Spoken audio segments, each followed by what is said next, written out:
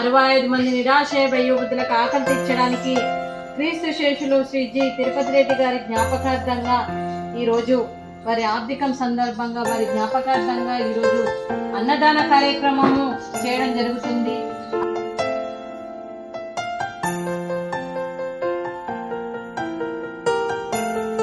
తిరుపతి గారికి ధన్యవాదాలు.